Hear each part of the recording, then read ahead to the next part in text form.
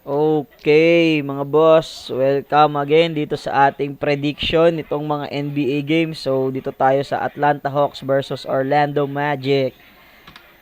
So, Hawks 25 wins, 28 loss, number 9 in the East. While the Magic 26 have 26 wins, 28 loss, number 8 on the East. So, pareha sila Eastern Conference matchup to. So, when Monday, February 10, 2025 at 7 p.m. Eastern Time, which is 8 a.m. February 10, 2025 in Manila. So, we're Central Florida, Amiway Arena. So, home court dito ng Magic. So the home court advantage will go to the Orlando Magic. Now, let's see the spread. So, Hawks plus 5, Magic minus 5, over and under 221. Now, let's go on the health and availabilities, injuries. So, Trae Young, probable. Kobe Buffkin, out. Jalen Johnson, out. So, good thing wala dito si Capela. So, mukhang lalaro na si Capela. So, malaking bagay yun para sa Hawks. Magkakaroon sila ng defensive presence in the paint. Saka dagdag sa offensive rebound nila. So, ayan.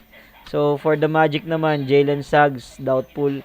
Mac, Mac, McClung out, Ethan Thompson out due to G League. So Mo Wagner out. So ayan, mukhang sa starters nila hindi lang makakalaro talaga si Mo Wagner. Si Mo Wagner. So good thing din na makakalaro sa kanila si Banquero.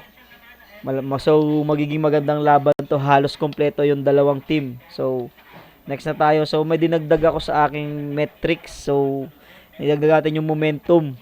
So, ano nga ba? Sino nga ba yung may momentum sa dalawang team na to? Kasi malaking bagay yung momentum para sa mga laro nila. So, 3 wins and 7 losses in the past 10 games yung Atlanta Hawks. So, Atlanta Hawks yan. So, pasensya di ko nalagay. Atlanta Hawks won their last 2 games and they're looking to get their 3 games, 3 wins in a row. So, ayan.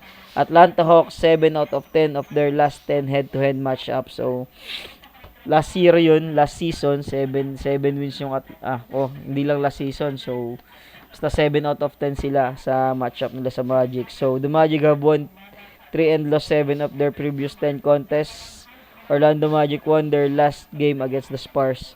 So, ayan, kung makikita natin, pareha sila 3 wins, 7 loss sa kanilang last 10 games. So, parehas pangit yung record nila last 10 games, pero tapos pares naman sila nanggagaling ngayon sa panalo. So ayan lang, pagkakaiba nga lang, medyo may buwelo yung Atlanta dahil nanalo sila last 2 games, samantalang yung Orlando last game lang yung pinanalo nila. Yun lang yung medyo pagkakaiba nila.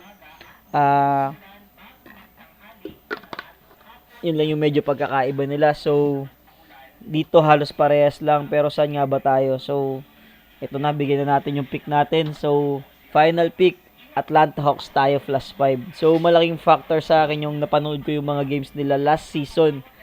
Nakita ko talagang lumalamang pagdating sa crunch time itong Atlanta Hawks. Halos same pa rin naman kasi yung lineup nila. So for me, saka plus the momentum. So last 2 games panalo yung Hawks. Tapos yung mga talo nila, nakukuha pa rin nila yung ATS nila. So for me, plus 5 malaking bagay. So additional pick ito kung gusto niyo over 221. Bakit over? So napakalakas sumiscore nitong Hawks. Tapos hindi naman masyadong nagbabantay. So ayan, napakabilis ng mga game. Kung mapapansin nyo, laging 250, 245 yung mga game ng Hawks kontra sa other teams. So medyo mabagal tong Orlando, medyo slow pace, pero hindi ako naniniwalang hindi nila kakayanin yung 221 na over. So ayan, dalawang pick na yan guys sa isang laro. Hawks plus 5, tapos over and under over 221. So ayan guys, kung gusto niyo yung tumaya, so tumaya kayo. Sa magta-tail, good luck. Sa mga hindi naman, okay lang. Comment down below your thoughts and suggestion. So kung nagugustuhan nyo to, pwedeng paki-like na rin at pa-follow. Yun lang guys, para updated kayo sa akin. So yun lang, peace.